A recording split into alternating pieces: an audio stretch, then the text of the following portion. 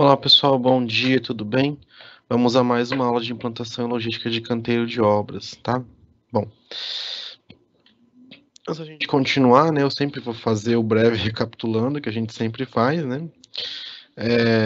A gente começou a disciplina falando sobre logística, né? O que que é logística, como que ela se implanta, quais são as funções, né? Logística é o ato de você gerar um controle, né? Implementar esse controle, depois fazer o controle dessa implementação. Falamos de como que isso pode influenciar positivamente, né, nos resultados de um canteiro de obras, seja, por exemplo, por fatores de custo, tempo, né, é, qualidade, tá? Então, todo esse tripé, né? A logística ela gira em torno desse tripé. A gente fala da implantação e de logística, né? A gente entendeu quais são os principais tipos de canteiro. A gente tem canteiro restrito, né? O canteiro amplo, o canteiro longitudinal. Lembra? O canteiro restrito é o canteiro que a obra tem que ser construída no próprio espaço ali. Por exemplo, você vai fazer uma reforma de uma loja de um shopping, né? Você não tem espaço para fazer um canteiro de obras lá fora. O canteiro vai ter que ser dentro da loja que você está fazendo mesmo. Então você não tem um canteiro, você tem que usar aquilo ali, né? Um prédio dentro do centro de uma cidade, você não tem um terreno vazio para você usar de canteiro. Às vezes o próprio prédio tem que servir de canteiro, né? O canteiro amplo aí é o sonho, né? O canteiro grande, que tem espaço, eu posso ficar tranquilo. E o canteiro longitudinal, que são os canteiros, né, por exemplo, de rede de abastecimento de água, rede de coleta de esgoto, galeria de drenagem, às vezes instalações, né, de rede elétrica, que eles são compridos, né, e estreitos. Aí vai depender da disposição, né? Falamos os espaços que tem que ter um canteiro de obras da NR18, né? Que é a norma que dá a base, né, para como que você trabalha, quais são os critérios. Deixei com vocês o link, né? Só colocar na internet NR18, vocês vão achar uns 3, 4 lugares que tem ela é aberta, tá? No site do Ministério do Trabalho também tem ela aberta. Tá. Depois que a gente entendeu o que que é um canteiro, quais são os tipos de canteiro, nós vimos que o canteiro ele é uma estrutura provisória, né, de caráter funcional, ela tem um sentido de ser uma instalação industrial para que eu consiga realizar, né, a construção de algo na indústria da construção civil. É, Só que para eu, né, implementar, antes de eu passar ao ponto de chegar, vamos falar no canteiro, a gente tem que fazer o quê, né? Qual que é a primeira coisa que eu tenho que fazer? Implementar um canteiro. Eu tenho que conhecer se no local tem como realmente fazer um canteiro. Então a gente falou, né, do alvará de construção. A gente falou que para você começar, qual que é a primeira coisa que eu tenho que fazer, professor? Você vai ver se você consegue um alvará. Se for num condomínio, você vai pegar o alvará primeiro lá de dentro do condomínio, né?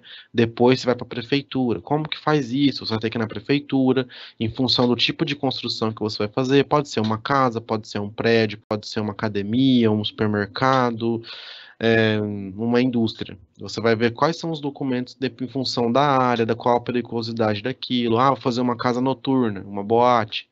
Vai ter que ter projeto de incêndio, vai ter que ter projeto de segurança. Ah, não, é uma casa, 2 quartos, sala, cozinha e banheiro. Não vai precisar de tudo isso. Ah, é uma indústria. Nossa, vai ter que ter um plano de gestão de resíduos, vai ter que ter licenciamento ambiental, vai ter que ter outorga de uso da água. Então depende do que você vai fazer. Você vai ter que ver com a prefeitura quais são os documentos. Não tem uma receita. Cada prefeitura, né, segue mais ou menos a mesma linha, mas cada prefeitura tem seu código de obras específicos. Às vezes, né, você nem precisa ir até a prefeitura. No próprio site da prefeitura tem tudo isso disponível. O que que você precisa, quais são os documentos, qual é o código de obras. Você vai estudar isso detalhadamente. Por que que tem que aprovar na prefeitura, no condomínio primeiro, para depois aprovar na prefeitura? Geralmente, o condomínio tem regras mais restritas, né? Lembra que eu falei para vocês, sempre que eu vou criar uma regra, né, que ela é menor que outra, ela tem que estar de acordo com a maior. Então a gente tem a Constituição, depois eu tenho leis, né, leis federais, as leis estaduais têm que ter de acordo com as leis federais, que por suas vezes estão de acordo com a Constituição. Depois eu tenho leis, né, leis federais, leis estaduais, leis municipais, tem que estar de acordo com as leis estaduais, que por sua vez todas estão, né, de acordo com a Constituição. Se um condomínio quer fazer um código restrito de obras interno, ele vai fazer de acordo com o código de obras da prefeitura, só que ele vai restringir algumas coisas a mais. Olha, a construção não pode ter mais que 10 metros de altura, a construção tem que ter um tapume tal, o recuo tem que ser tal. Então tem que tomar cuidado, porque às vezes você vai lá, faz tudo de acordo com a prefeitura, aí passa na prefeitura e você fala, eba, né, vamos fazer minha obra. Aí você vai lá todo feliz no condomínio levar seu projeto, eles falam, bom, tem que adequar. Só que se você adequar, já tendo aprovado na prefeitura, você tem que repetir um segundo alvará. Porque se você mudar o projeto, depois que a gente consegue o alvará, tem um habite no final. É feita uma vistoria para ver se o que foi construído realmente é o que estava em projeto, para você conseguir o habite. Se você não consegue o habite, pronto, você perdeu. Né? Você vai ter que fazer tudo de novo, tá? Falamos dos postos de trabalhos, né, de EPIs, de movimentação de materiais e pessoas. E depois a gente começou a falar dos serviços iniciais. O que é o serviço inicial? O que eu faço antes de eu mexer com o canteiro, né? Eu tenho que ir lá na obra, eu tenho que ver, por exemplo, se vai ter que fazer a limpeza do terreno, né? Na verdade, primeiro, antes da limpeza, eu vou lá na obra conhecer. Eu vou lá ver que jeito que é esse terreno, né? Que se tem caída para frente, para o fundo, vai ter que fazer corte, vai ter que fazer aterro, tem árvore, tem que fazer algum tipo de demolição, não precisa fazer demolição, né? Como que tá a situação lá? Tem ligação de água, tem ligação de esgoto, tem rua pavimentada chegando lá, não tem rua pavimentada chegando lá. Eu tenho que entender isso primeiro, né? A primeira coisa é fazer isso, é ir lá, conhecer como é o local e entender, né, como estão as condições. Fazer o levantamento topográfico, fazer a sondagem do solo, né, ver a limpeza do terreno, demolição, movimentação de terra com terraplanagem, se preocupar com contenção, tem que fazer um muro de arrimo, o que eu tenho que fazer? Né, vai ter ligação de água, tem ligação de energia, não tem, vou ter que ir atrás fazer o tapume e a placa de obras, né? Depois a gente começou a falar do canteiro em si, né? E aí eu falei para vocês, né, da marcação da obra, de como que faz o gabarito, de quais são os serviços que acontecem na obra, né? Desde a fundação até o acabamento, para entender que em cada serviço desse o canteiro se comporta de uma forma diferente.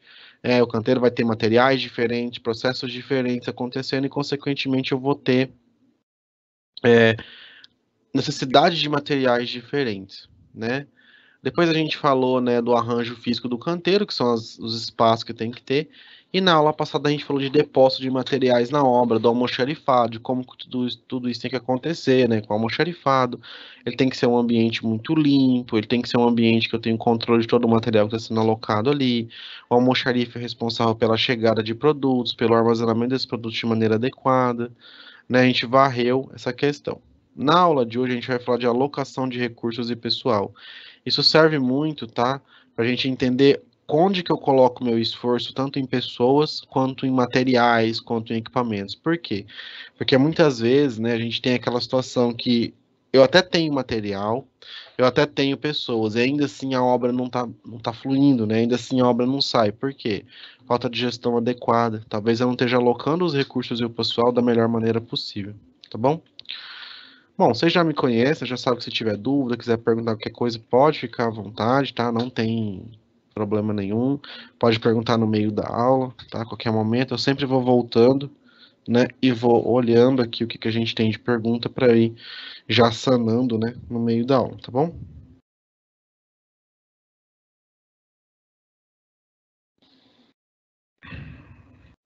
Para vocês já apareceu, né? Já. Para mim não apareceu ainda o slide. Só um segundinho, pessoal, enquanto aparece aqui. Porque senão se eu forçar ele vai travar. Ele dá que não está respondendo, né? Tá acontecendo bastante isso. Com esse erro de comunicação entre o PowerPoint e o Meet, né? Às vezes eu pulo o slide e ele fica, não está respondendo. Vocês não veem, mas eu vejo. E aí, se eu tento pular, eu fiz isso semana passada, tentei pular forçando, vai logo, que eu preciso falar logo para os alunos isso. Aí ele deu que o Meet não estava respondendo, nem o PowerPoint. Eu tive que fechar tudo, logar de novo na aula, caiu para todo mundo, eu tive que entrar de novo e foi. Agora foi. Então não basta a gente projetar o layout do canteiro de obras, né? Mesmo tendo o detalhamento desses espaços. Ah, eu sei mais ou menos como é que vai ser os espaços, né? A gente tem que estar associando ao seu funcionamento. É aquela coisa, é a mesma coisa de eu projetar uma indústria e esquecer que ela vai ter que trabalhar com pessoas. Não adianta eu ter um chão de fábrica lá perfeito, né, com todas as máquinas lá, tal bonitinho, eu tenho que ter a logística de como que isso vai funcionar. Eu tenho que ter a ideia de quem que vai estar em que espaço, o que que eles vão estar fazendo, né? Então é necessário estar associando isso ao seu funcionamento, garantindo a eficiência por meio da inter-relação entre as fases que a obra vai estar e a gestão dos recursos das pessoas que vão estar trabalhando em cada uma dessas fases. A gente vai abordar a alocação de recursos, tá? É importante salientar que a logística de suprimentos, né, que a gente viu na aula passada, ela envolve a relação entre fornecedores e empresas. Então é uma coisa externa ao canteiro que eu também tenho que ter controle.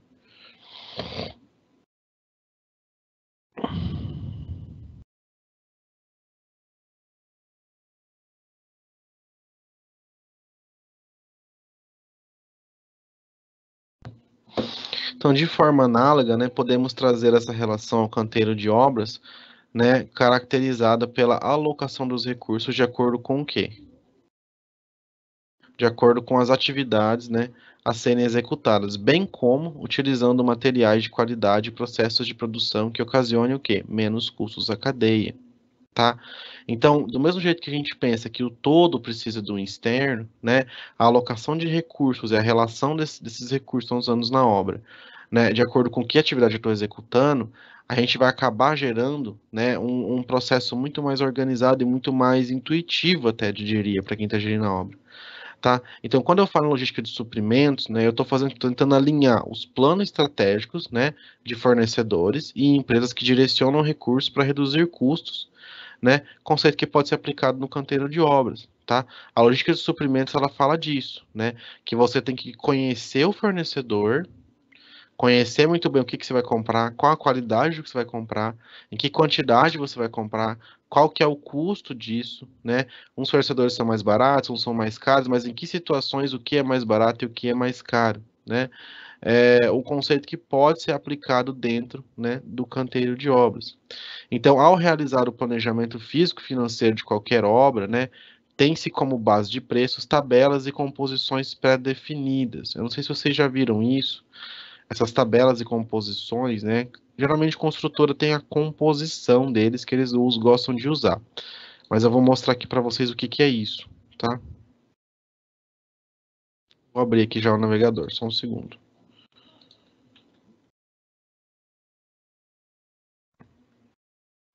SINAP, né? O Sistema Nacional de Pesquisa de Custos e Índices. Então, se eu entrar aqui, ó, né, no SINAP, o que que vai acontecer?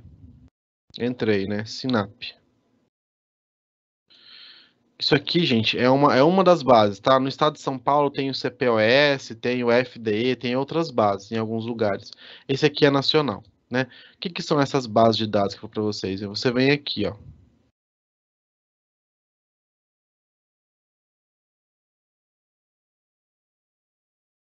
Aqui. Referências de preços e custos. Tava na cara e eu procurando onde que tava, né? Você entra aqui, né? Ele vai falar que isso aqui é um relatório de relação de custo, né? Aí você fala, que estado que eu moro? Ah, eu moro no Maranhão. Clico aqui, Maranhão, né? Tem que esperar, ó, ele carrega, né, ó. SINAP, referência de composições do Maranhão não desonerado, né? Referência de composições do Maranhão, mês 9, ó, setembro de 2021, desonerado. O que que isso aqui serve, né? O desonerado é sem considerar o custo indireto, que é o BDI. A gente vai ver isso mais para frente. Custo indireto são custos como custos, por exemplo, com imposto, custos que não estão ali explícitos, né? Por exemplo, se eu vou comprar vou executar uma parede, eu posso calcular a quantidade de cimento, a quantidade de água, de bloco, de tudo. Beleza, fechei ali. Esse é o custo da parede? Não, eu tenho, além disso, a mão de obra. Se for um funcionário registrado, eu tenho encargos federais, eu tenho encargos municipais, tem imposto, né? Tem um monte de outras coisas que estão envolvidas. Então, quando eu estou falando de exonerado, é sem imposto. Quando é não exonerado, é contando com imposto. Eu vou baixar essa daqui, por exemplo. Ele vai baixar um arquivo, que vocês não vão conseguir ver aí. Quando ele baixar e abrir, eu vou mostrar para vocês, tá bom? Pera aí, só um segundo. Pode ser esse aqui.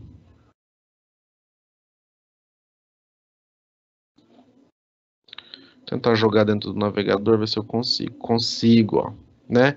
Ele vai baixar essa tabela aqui, ó. Só um segundo, né? SINAP, Sistema Nacional de Pesquisa e Custos de Índice da Construção Civil, né? Então, eu tenho aqui, ó, por exemplo, Eu quero saber quanto que custa. Vamos ver com uma coisa aqui embaixo. Ó. Isso aqui é material de. Ah lá. Estou fazendo uma montagem de forma, né? Eu quero saber quanto que custa a montagem e desmontagem de forma de viga, escoramento metálico, pé direito duplo, né? Em chapa de madeira plastificada. 10 utilizações, custa R$ 151, né? Aí tem a unidade aqui, ó, né? O metro quadrado. Ah, eu quero saber, vou dar aqui assentamento, vai. Ó, assentamento de tubos e peças, né? Tem muita coisa, é imenso. O documento tem 600 páginas, né? Ó, argamassa industrializada, multiuso para revestimento e assentamento de alvenaria, preparo com mistura de eixo, lá, lá, lá. Quanto que custa? Custa 1.571 metro cúbico. Então aqui, se eu souber os processos da minha obra, saber tudo o que está acontecendo, em função dessas tabelas de composição, né, eu consigo realmente fazer um levantamento prévio, né, do custo da minha obra. Tá? Isso aqui é o SINAP, é meio que uma referência geral. Todo mês, para todos os estados, a Caixa atualiza esse sistema. Tá? Entretanto, contudo, todavia, né, construtoras geralmente o que eles fazem? Eles têm a composição própria deles. Você não vai usar necessariamente o SINAP. Às vezes a construtora tem já uma composição de preço com base em fornecedores locais, na qual eles, né, sabem, conseguem realizar essa, esse levantamento, tá? Então, em alguns casos, né, os valores de materiais, principalmente em quantidades expressivas, são checados com fornecedores, tá? No entanto, a gente utiliza a estratégia de logística porque se houver alguma necessidade de materiais em grandes quantidades, torna-se viável realizar um orçamento direto com o fornecedor. Ah, eu tenho que comprar 6 mil sacos de cimento. Compensa eu comprar do material de construção ou compensa eu ir direto lá na fábrica que fabrica na Votorantim e comprar dele direto? Compensa eu comprar da fábrica, né? Talvez por você comprar uma quantidade maior, você consegue ter um desconto nessa compra e consegue, né, trabalhar aí com preços um pouco mais baixos, tá bom? Então, dessa forma, sempre passível, né, negociar os valores, né, para compras antecipadas, né, programando a entrega do produto e formas de pagamento. Na empresa, o setor responsável pelas compras tem que estar sempre alinhado com o estado de insumo da obra. Por isso que eu tenho que conhecer as etapas da obra, né, eu tenho que saber que etapa que está e que material que precisa ali. Por isso que eu tenho que ter aquele detalhamento que eu falo para você só da aula. Olha, eu tenho que conhecer fundação. Não adianta eu colocar fundação. Eu tenho que saber que fundação é escavação, né? Vai ter fazer forma, fazer armadura, lançamento de concreto, espera curar, tira a forma, faz a reaterro e compactação. Eu tenho que saber que cada etapa tem vários, né, vários subitens necessários. E para cada subitem desse, eu vou ter materiais, mão de obra, equipamentos necessários. Tá bom? Então, o almoxarife, né, que a gente falou na aula passada, ele tem o controle da entrada e saída, né, e necessidade de reposição de matérias. Né, ele vai vendo, junto com o engenheiro, quais são as etapas da obra que estão para acontecer, e com base nisso ele vai conseguindo, né, entender o que que falta, o que que não falta de material, tá? Então, dessa forma, ambos devem atuar em conjunto para que, por meio da ciência, dos prazos de entrega dos pedidos realizados, não ocorram atrasos que impactem no cronograma executivo da obra, porque senão pode atrasar, né?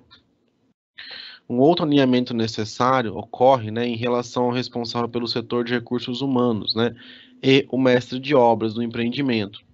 A gente precisa ter esse outro alinhamento também, né?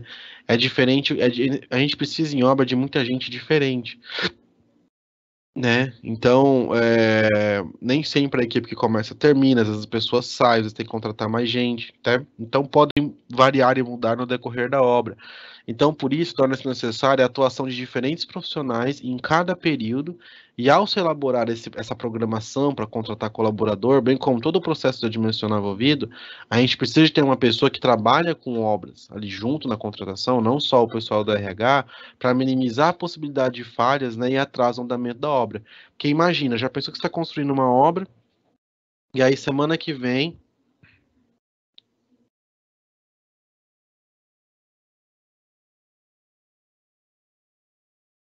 Oi, bom dia. Tá como anônimo aqui, desculpa eu saber seu nome. Eu não entendi. Você falou que em alvenaria estrutural falamos em relacionalizar, eu não entendi muito bem. Depois você manda de novo explicando, desculpa. É racionalizar, né, no caso, eu acho.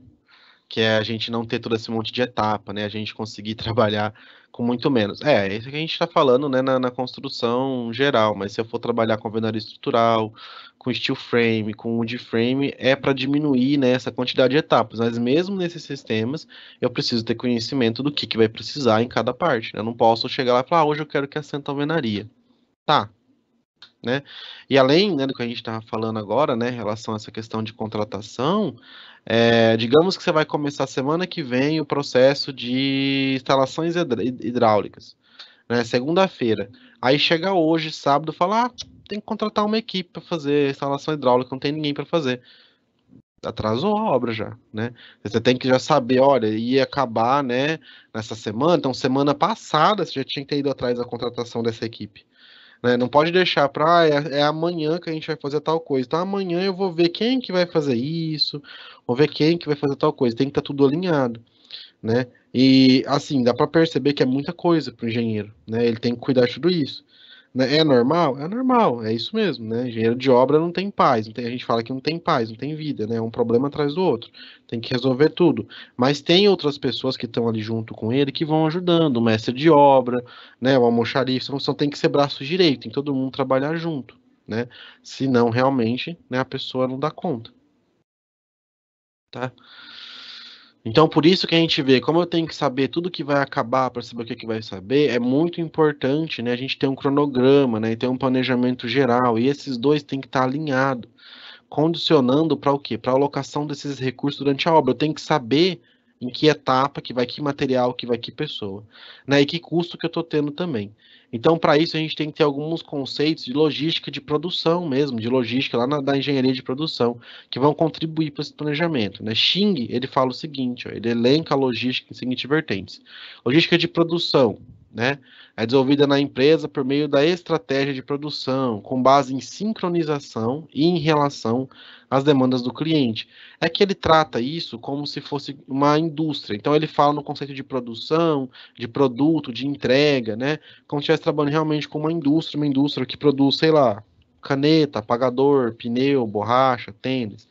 A construção civil é uma indústria, né, assim como qualquer outra. Só que esse conceito, né, de entrega, de manuseio de produto, ele meio que não se aplica tão, né? Então, a logística de distribuição, né, ela é desenvolvida pelas relações, né, da empresa, cliente-consumidor, tendo como base a distribuição física do produto acabado até os pontos de venda. O mesmo não se aplica de forma direta, né, aos conceitos de canteiro de obras, né? Porém, podemos compará-los com os processos internos, como, por exemplo, a reposição de produtos de acordo com a necessidade real de produção, tá? Então a gente não pode aplicar diretamente, né? Porque eles falam de logística de distribuir o produto. Você não vai distribuir sua obra. Não tem como você pegar a obra e carregar para outro lugar, né? Mas você consegue ter essa noção de, olha, eu posso pensar, né, em distribuição de produto, né, de por necessidade de produção, né? Então a alocação de recursos tem que ser analisada ainda na fase de planejamento, né? Anterior ao início da execução da obra. Não adianta também, né? Outra coisa que muita gente faz errado. Começa a obra, aí a obra está lá todo vapor, né? Já era para estar todo mundo, né, dentro do cronograma, tudo funcionando certinho. Aí depois que a obra começou, que eu falo, nossa, né? Devia ter feito um plano de logística, agora tá tudo atrasado, o que que eu faço, né? Aí não sei o que que faz, porque isso aí tem que ser tudo feito antes. Eu não posso deixar para quando chegar em cima da hora que não dá mais tempo. Ah, agora que eu vi, né? Realmente eu tinha que ter feito um plano. Eu não tô tendo controle, eu não consigo saber em que etapa a obra tá, quanto que já gastou, quanto que falta ainda para gastar. Eu não sei se a gente tem pessoal para executar X, se a gente tem pessoal para executar Y, né? Aí complica, né? Quando chega nesse ponto aí complica, complica para valer, né? Tá bom? Então, pensando na alocação de recursos, né, em canteiro de obras, como a gestão de suprimentos dos conceitos logísticos, a gente considera três diferentes aspectos, né? A aquisição, né, as atividades principais de análise de custos e de qualidade. Então, eu vou pensar nas compras de matéria-prima para o canteiro, na atividade principal, que é a execução, e na análise de custo e qualidade, né? Perceber se essas compras e se essa execução está realmente acontecendo de acordo com o tempo que eu preciso, né? Se não tiver, também não adianta.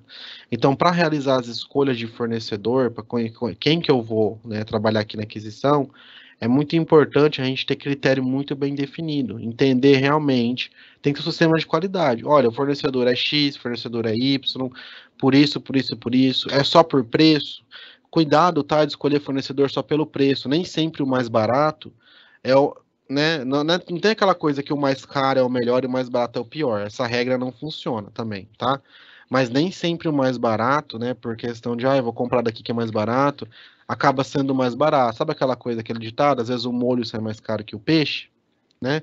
É bem isso.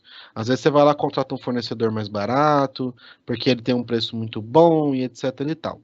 E aí chega na hora de entregar, o cara não te entrega, te atrasa um monte, né? Aí você tinha que finalizar uma etapa da obra na segunda, o cara te entrega o material na sexta. E às vezes uma semana de canteiro parado gera mais prejuízo, né? O valor vai ser maior do que se você comprasse do fornecedor que é um pouquinho mais caro, que às vezes é 3%, 4% mais caro. Não compensa. Então tem que ter uma linha de pessoas de qualidade, tá? Então eu tenho que conhecer, pesquisar os fornecedores no mercado em todos os padrões, né, como histórico de empresa, reclamação, boa prática. Se eu conhecer alguém, né, da área que está atuando junto, pergunta para a pessoa como que está sendo a experiência com o fornecedor X, com o fornecedor Y, testar a qualidade, sempre que vai comprar, por exemplo, bloco, comprar alguma coisa laje, pede para fazer um ensaio, pede um laudo para verificar se aquilo realmente está de acordo com o que precisa, né? Firmar contratos bem estruturados, né? Definindo os padrões de qualidade, o lead time e possíveis sanções ou multas, né, pelo não cumprimento do contrato, além de tudo, né, que a empresa considerar relevante determinar, tá bom? E aí esse mesmo autor afirma o seguinte, que esse sistema de qualidade, né, elencado aos fornecedores, ele é alimentado por dados relativos ao que? Aos custos dos produtos, né? Cumprimento de entrega, qualidade de atendimento do pedido. E às vezes o cara te entrega, né, tá tudo certo, mas aí, mas aí o que acontece? Tá tudo certo, o cara te entrega, né, tá tudo bem, but, né, o produto vem com a qualidade ruim, vem quebrado, o produto não atende, então também não adianta. Tá? Em caso de avaliação negativa em qualquer um desses itens na escolha do fornecedor, bem como se eu precisar inserir algum outro critério, né, definido pelos responsáveis pelo sistema, a gente tem um hall de fornecedores, né, indicado e não indicado, e prospecção de novas aquisições. Então eu começo a ter realmente uma lista de contatos muito bons, e aí eu consigo, né, olha, se eu precisar disso urgente, eu sei que fulano pode me socorrer. A gente sempre fala, né, que tem que comprar antes, tem que saber antes, mas pode acontecer e acontece de você não saber que você ia precisar de tal coisa realmente. Mesmo planejado, acontece uma emergência, precisa urgente de tal material, né? E aí o fornecedor consegue te socorrer. Então é muito importante ter isso, ter um bom time de relacionamento aí entre fornecedor, tá? Bom, ao pensar nos materiais que eu vou comprar, né, é imprescindível, né, considerar o seu armazenamento e onde vão ser separados. Então a gente já sabe, né? Materiais para execução da obra, a gente falou isso na aula passada, matéria-prima, cimento, barra de aço, agregado, bloco, telha, madeira, né? A gente tem materiais auxiliares, que são insumos necessários como rejunte, né, piso, peças, né, hidráulicas, elétricas, materiais diversos, que são produtos e insumos e materiais de escritório, para manutenção de equipamento, chave. Essas coisas têm que estar claro o que que é o que que é base, aonde que vai armazenar, o que que é o segundo, onde vai armazenar. Tá? E o mau uso de recursos e materiais, né, armazenamento inadequado e o uso ineficiente das ferramentas e máquinas, né, refletem geralmente em desperdícios de recurso financeiro no custo total da obra, né? Tem vários estudos que mostram que as obras geralmente elas ficam muito mais caras por isso, né? Por uso inadequado ou até mau uso, o descaso com material de obra, tá?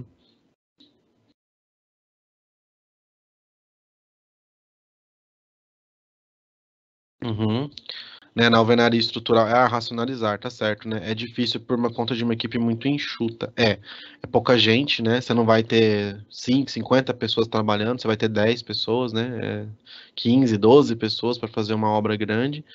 E é tudo montado, né? Vem os blocos, você monta ali os blocos, você tem alvenaria de assentamento, às vezes você vai ter grout, dependendo não. Então, mas é para ser mais rápido, né? Paginado. Então, a alvenaria estrutural é mais difícil a gestão porque eu tenho menos gente, né? É mais difícil pelo sentido de assim, eu tenho menos mãos para me ajudar, só que ao mesmo tempo os processos são mais simples. Eu não tenho que fazer uma forma, esperar secar, toda aquela coisa. Não, já vou construindo, já vai ficando pronto. É claro que quando eu vou fazer laje, né, tem que ter a escora, mas caso contrário é para ser mais rápido, né? Para ser racionalizado. E aí a logística reversa é um outro fator que a gente pode pensar, né? A logística reversa ela vem se estabelecendo como uma prática sustentável aplicada a diversos setores. No entanto, não é comum ver a aplicação dela em canteiro de obras. Mas será que é possível? Né? Vocês acham que é possível a gente fazer logística reversa dentro do canteiro de obras? O que vocês acham?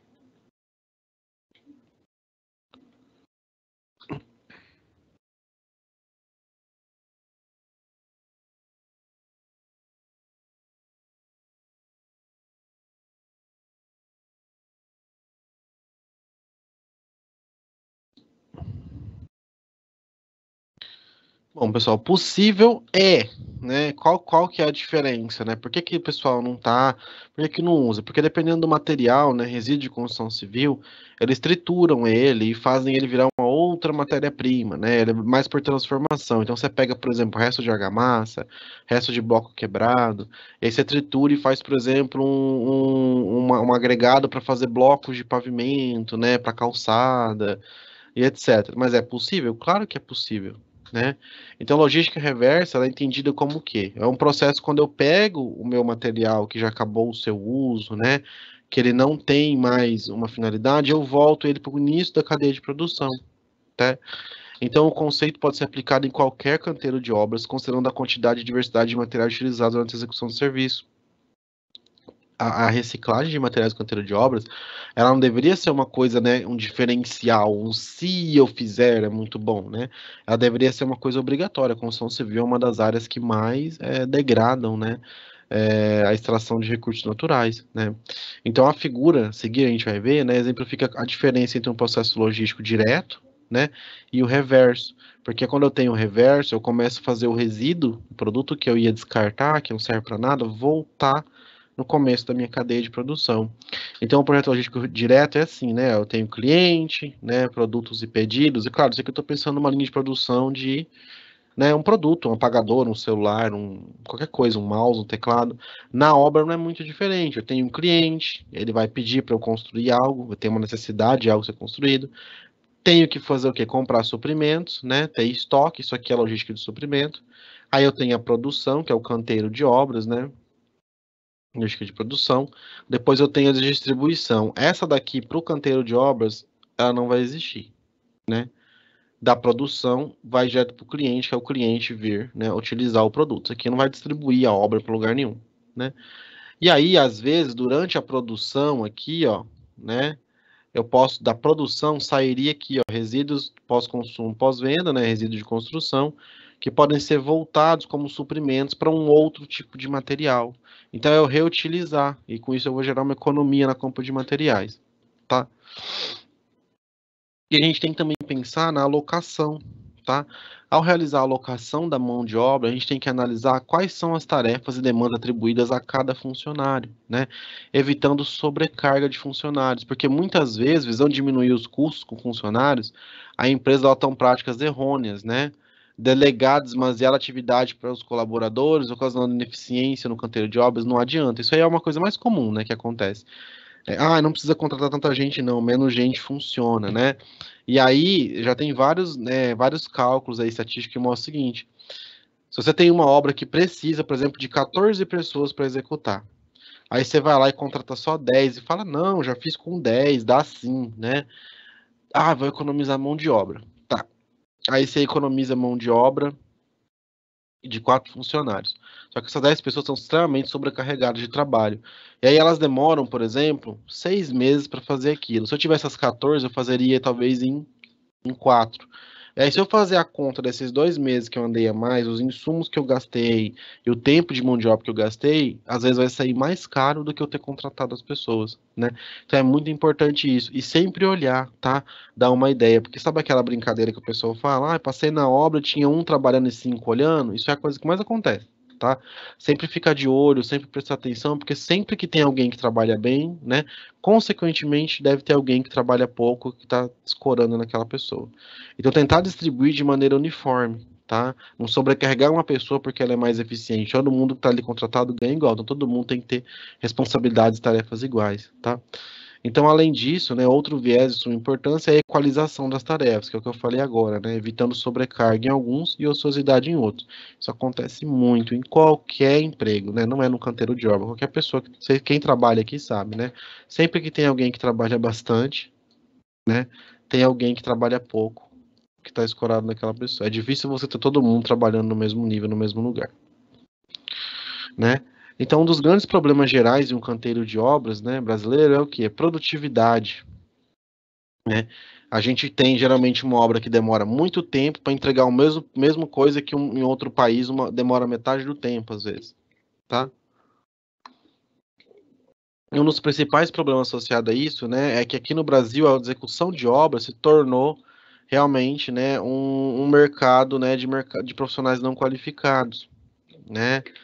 A gente, por que que, por exemplo, vou dar um exemplo aqui bem, assim, por que que médico não faz consulta de graça?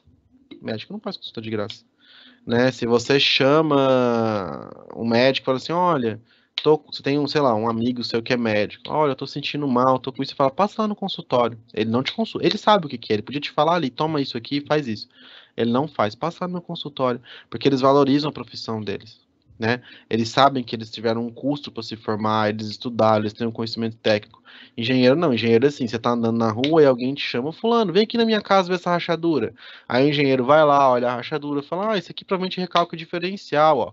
Quebra aqui, faz uma viga aqui com tanto, tanto, tanto, coloca tanto aqui, faz assim, assim que vai dar certo. Pronto, você acabou de vender seu trabalho de graça, né? E aí, se você começa a realmente dar valor no seu trabalho, você é taxado como ruim, né? A gente tem uma normalização na engenharia nisso, né? De deixar acontecer o que for. Então, ninguém acha que é preciso ter engenheiro na obra. Para quê? O pedreiro mesmo faz, né? Sim, o pedreiro realmente ele faz, só que essa normalização deixou. É a mesma coisa que falar assim, não precisa de médico não, vai no farmácia lá e pede algum remédio para isso aí que sara, né? Tem situações, às vezes é uma dor de cabeça, às vezes é uma dor muscular, porque você trabalhou muito. Realmente, você pode ir na farmácia tomar um remédio que sara. Mas se essa dor na cabeça fosse um tumor, será que vai sarar? Só de tomar um remédio de dor de cabeça? Não vai. É a mesma coisa da obra. E se aquela rachadura, ou se aquele projetinho, não é só um projetinho que você vai lá e executa, né? E se eu tenho, sei lá, um matacão lá embaixo do solo, fazer a fundação, isso aí vai dar depois um recalque e sua casa vai cair, né? Você tem a mesma nuance, só que os valores são diferentes. Então, no Brasil, o principal problema de obra, de atraso de obra, é realmente falta de profissional qualificado trabalhando. Eu não estou falando que todo mundo tem que renovar e começar de novo. Não, mas falta. Os engenheiros não são levados a sério, né? Engenheiro civil, todo mundo fala, é aquela pessoa que se forma e depois fica, né? O que que eu vou fazer? O que que eu vou fazer? Porque era para ter mais campo. A gente tem um campo de trabalho bom, mas era para ter muito mais campo, porque mais da metade das obras que existem hoje no Brasil, elas são, né, executadas sem acompanhamento profissional. Então imagina a quantidade de vaca que a gente engenharia era para ser o dobro, né? Era para ser uma área um pouco mais valorizada, tá? Então, vale frisar, né, que a falta de profissionais para um acompanhamento eficiente da obra também implica, né, na forma indireta, na ineficiência. É claro, né, não tem nem o que falar. E em relação às estratégias para alocação de equipamentos, é importante considerar os custos fixos e operacionais, né? Quando eu estava falando lá atrás que a gente tem equipamento, mão de obra e pessoal, né, eu tenho que pensar o seguinte: eu tenho que considerar os custos fixos e custos operacionais, porque os custos fixos são compostos do quê? Dois elementos, a depreciação e utilização e valor depreciável, né? O primeiro remete a uma estimativa do custo de utilizar o equipamento em prol de sua vida útil. Então, tem uma furadeira. né? Eu vou usar ela em função da sua vida útil, calculado em horas de serviço.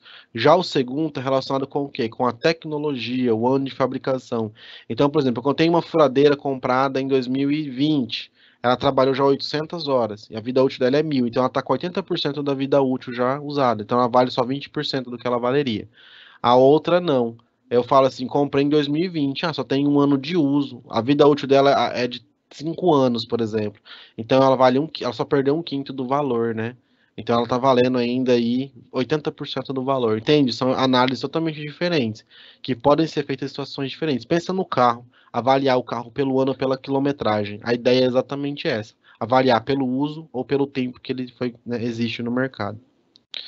Tá? E esses custos operacionais, qual que é o jeito certo, professor? Depende do equipamento. Tem coisa que é de um jeito, tem coisa que é de outro. A gente vai falar disso depois na composição de custos.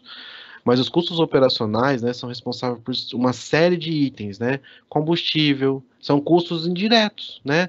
Eu tenho, por exemplo, tem uma furadeira. Quanto que é o custo dela? É o custo de comprar energia? Pode ser. Mas se é uma coisa que tem combustível, um gerador, tem filtro, lubrificante. Então, além dos custos indiretos de mão de obra, tem custos operacionais, né? Eles nunca são iguais ao custo só do uso do equipamento. Tem que pensar que tem outros custos por trás disso, na maioria. Né? Um trator, por exemplo, uma máquina que está lá na obra, tem outras coisas. Não é só o custo do funcionário que está ali e tal, do aluguel. Tem outras coisas por trás. Então, esses custos, se não forem contados, vai impactar negativamente no final, na hora que for fechar o balanço da minha obra, né? Então,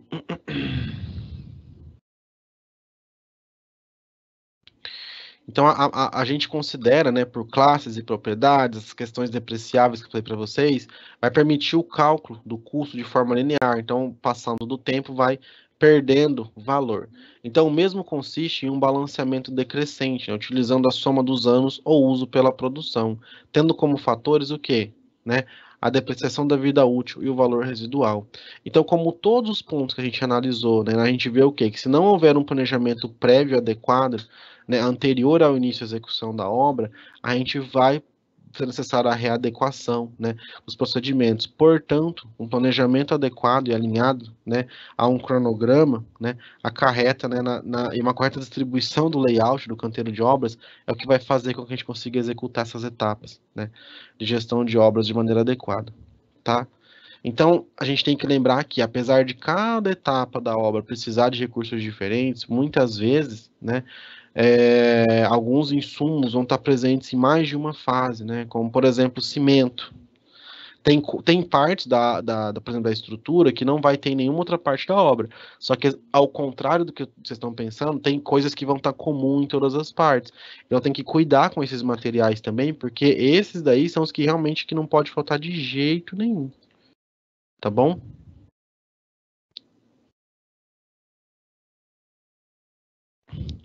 Então, por exemplo, aqui, né, a gente está falando disso, né? Por exemplo, reforma de um apartamento, relocação de recursos, fase inicial, pedreiro e ajudante para remoção de matérias de acabamento que vão ser substituídas. Fase intermediária, vai ser feito o quê? A realização da instalação, sendo necessária a contratação do encanador, eletricista, também a compra de materiais necessários para a execução dessa infraestrutura, eletroduto, conexão, entre outros. Então, eu tenho que organizar. Ó, aqui eu tenho entulho, eu tenho remoção, tá? Aqui eu tenho que já ter a mão de obra, o material comprado, e nessa etapa também pode ser considerados o quê? O serviço de gesso, pintura e alguns outros materiais e alguns outros profissionais, além do básico de infraestrutura, né, de acabamento.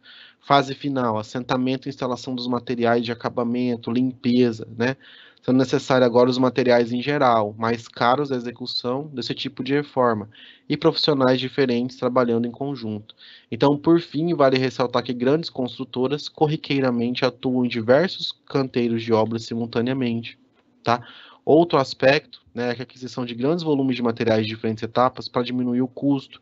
Então, eu falei para vocês lá atrás, às vezes eu comprar um pouquinho, eu vou lá e compro um monte e deixo guardado. Aí vai ter que ver se tem como alocar todo esse material, né?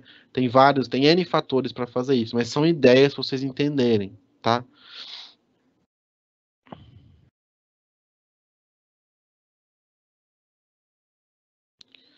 Bom, pessoal, a gente encerra por aqui o conteúdo. Eu vi agora que a gente tem uma dúvida.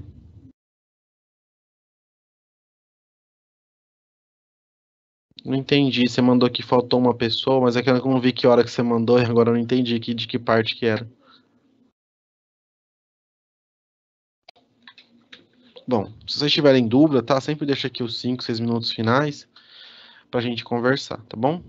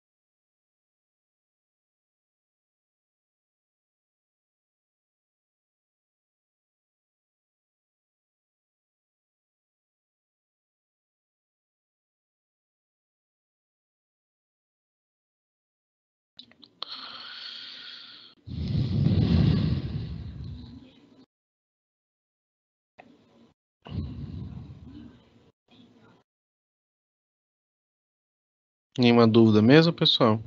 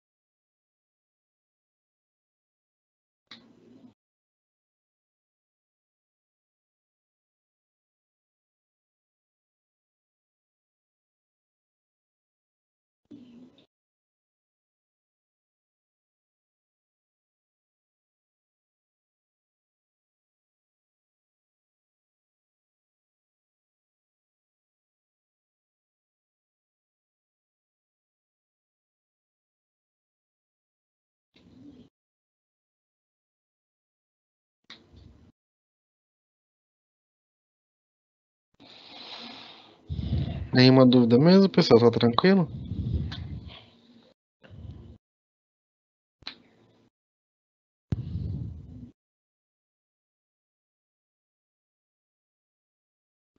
Bom, se não tem nenhuma dúvida, a gente encerra por aqui, tá? A gente se vê semana que vem, tá bom? Se cuidem, bons estudos, até a próxima, pessoal. Tchau, tchau.